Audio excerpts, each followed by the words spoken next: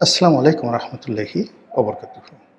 সম্মানিত দর্শক, বর্তমান সরকারে যে সকল মন্ত্রী মিনিস্টার ব্যস্ত সময় কাটাচ্ছেন, তাদের মধ্যে নিঃসন্দেহে যিনি পররাষ্ট্র মন্ত্রণালয়ের দায়িত্বে নিযুক্ত আছেন তিনি এবং তার সঙ্গে প্রতিমন্ত্রী এবং উপদেষ্টা রূপে যে নিয়ে আছেন, সবার জীবন এখন রীতিমতো ত্রাহি ত্রাহি ভাবে চলছে।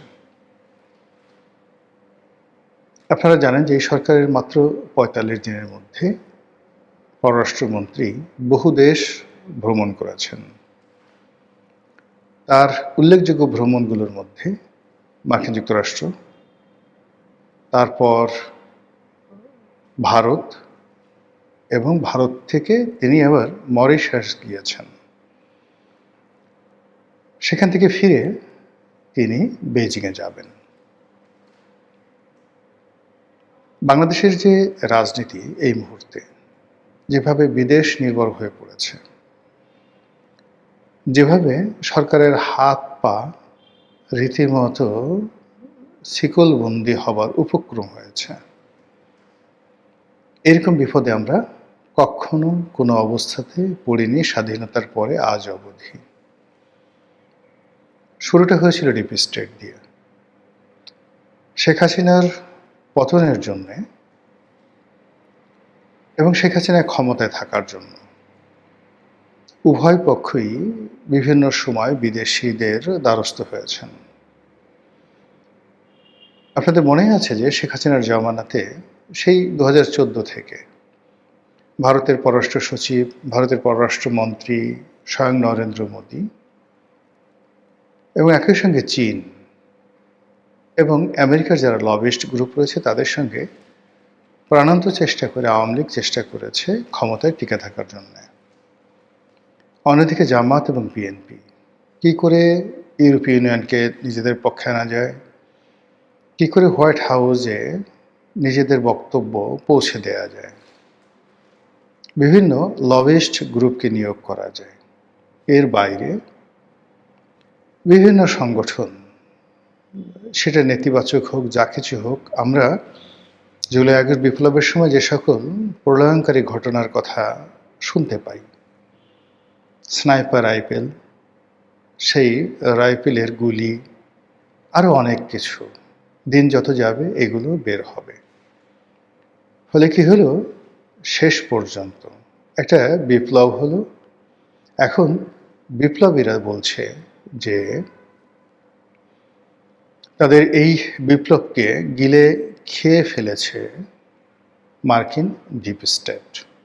বোঝার চেষ্টা করুন। তো তারই প্রেক্ষিতে যখন ডক্টর মোহাম্মদ ইউনূস ক্ষমতায় এলেন, আমরা দেখতে পেলাম যে এই ভদ্রলোক আসলে মূলত কিছুই করতে পারছেন না। তাকে একবার ভারতের সঙ্গে সম্পর্ক খারাপ করতে হচ্ছে, অন্যদিকে পাকিস্তানের সঙ্গে সরাসরি বিমান চালু করতে হচ্ছে। চিকিৎসা সেবা নেওয়ার জন্য ভারতের পরিবর্তে তাকে চীনের দ্বারস্থ হতে হচ্ছে। চীনের বিমান ঘাঁটি বাংলাদেশে হবে লালমনিরহাটে। সেখানে চীনের একটি হাসপাতাল হবে, তিস্তা প্রকল্প চীন বাস্তবায়ন করবে। এই বিষয়গুলো নিয়ে ভীষণ রকম আলোচনা হচ্ছিল এবং ভারতের সঙ্গে ওই মুহূর্তে মুখ দেখাদেখি বন্ধ হয়ে যাচ্ছিল। আর আমেরিকা সেন্ট মার্টিন নিয়ে নেবে, বঙ্গোপসাগরে ঘাঁটি করবে, তারপর মায়ানমারে একটি খ্রিস্টান রাষ্ট্র করবে। সেই খ্রিস্টান রাষ্ট্র করার জন্য বাংলাদেশে একটা করিডোর তারা নেবে, সেফ প্যাসেজ তারা নেবে, এজন্য একটা চুক্তি তারা করতে চাচ্ছে। এরকম নানা রকম তথ্য উপাত্ত, কথা, গল্প গুজব সারা বাংলাদেশে ছড়িয়ে পড়ল এবং আমরা খুব অল্প কয়েকদিনের মধ্যেই এ সকল কারণে ডক্টর মোহাম্মদ ইউনূসের উপর খেই হারিয়ে ফেললাম। ফলে যারা ডক্টর মোহাম্মদ ইউনূসকে ক্ষমতায় এনেছিলেন দেশে এবং দেশের বাইরে, যারা তার পেছনে ছিলেন একেবারে যক্ষের ধরের মতো তাকে সবসময় মাথার উপর করে রাখতেন, তারা মুহূর্তের মধ্যে তাকে আছাড় দেওয়ার চেষ্টা করলেন। তিনি আত্মরক্ষার্থে, বলতে গেলে সেফ এক্সিটের জন্যে, সমঝোতার জন্যে তারেক রহমান সাহেবের দ্বারস্থ হলেন এবং যেটি লন্ডন বৈঠক হিসেবে ইতিহাসে অমর হয়ে থাকবে। এখন বাংলাদেশে যারা রাজনৈতিক বিরোধী পক্ষ আছে তারা দু চক্ষে ডক্টর মোহাম্মদ ইউনূসকে দেখতে পারেন না, তার নাম শুনতে পারেন না, এবং এই যে লন্ডন বৈঠক, সেই বৈঠকটিকে তারা লন্ডন কনস্পিরেসি বা লন্ডন ষড়যন্ত্র রূপে আখ্যায়িত করে। স্বয়ং পার্লামেন্টের যারা সংসদ সদস্য তারা বলার চেষ্টা করছেন যে ডক্টর মোহাম্মদ ইউনূস একেবারে নির্বাচনের ফলাফলটা রেডি করে ট্রফি তৈরি করে, মানে ট্রফি মানে নির্বাচনের ফলাফল, তারপরে সে ট্রফি মানে বিজয়ী, ট্রফি তো বিজয়ীদেরকে দেয়, পরাজিতদেরকে দেখে না। তো সেই যে ট্রফিটা তৈরি করে তারেক রহমান সাহেবের হাতে দিয়ে আসছেন। এটার যদি একটা ভাব সম্প্রসারণ করেন, আপনি বোঝার চেষ্টা করেন এটা কত মারাত্মক কথা, সেই কথাগুলো কিন্তু এখন আলোচনা হচ্ছে। এ সকল আলোচনার প্রতিক্রিয়ায় বিএনপির যারা লোকজন তারা আসলে এখনো মুখ খুলেননি, আর মুখ খোলাটাও সম্ভব নয়।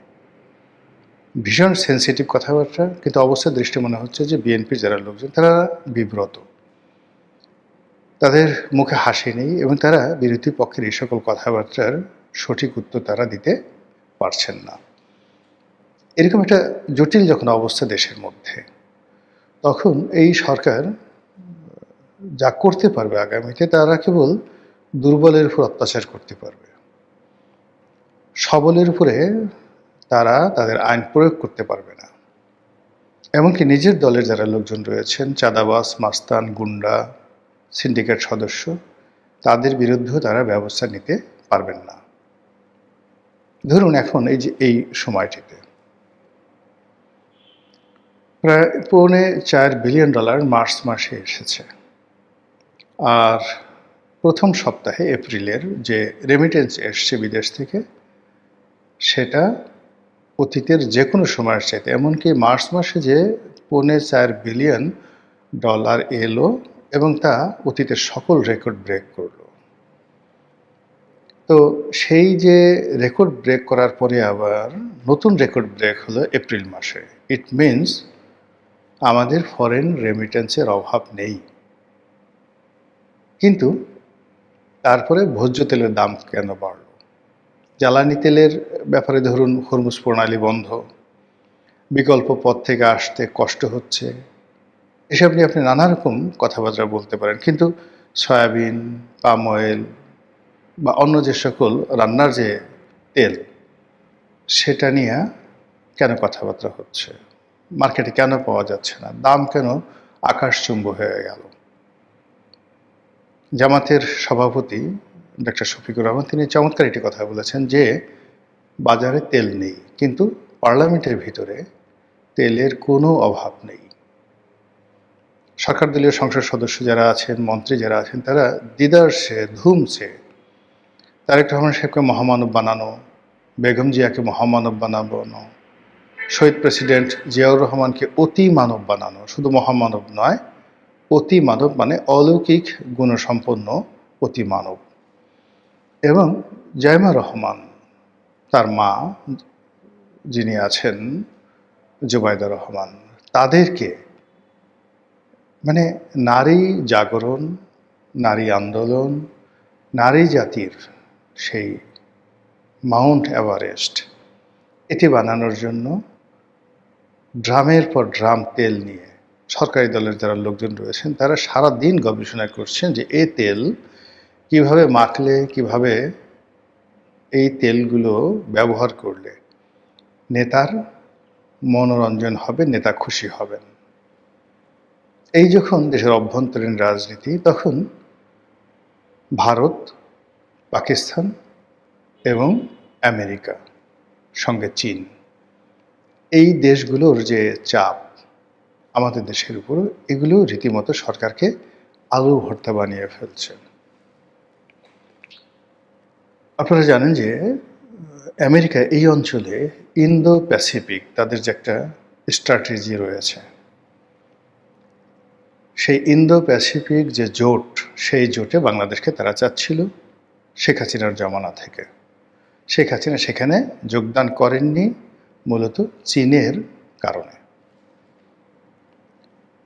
আবার ডক্টর মোহাম্মদ ইউনূসের জামানাতে যেটা সেন্ট মার্টিন নিয়ে আমেরিকা যে কাজ করেছে, বোয়িং বিমান বিক্রি নিয়ে যে কাজ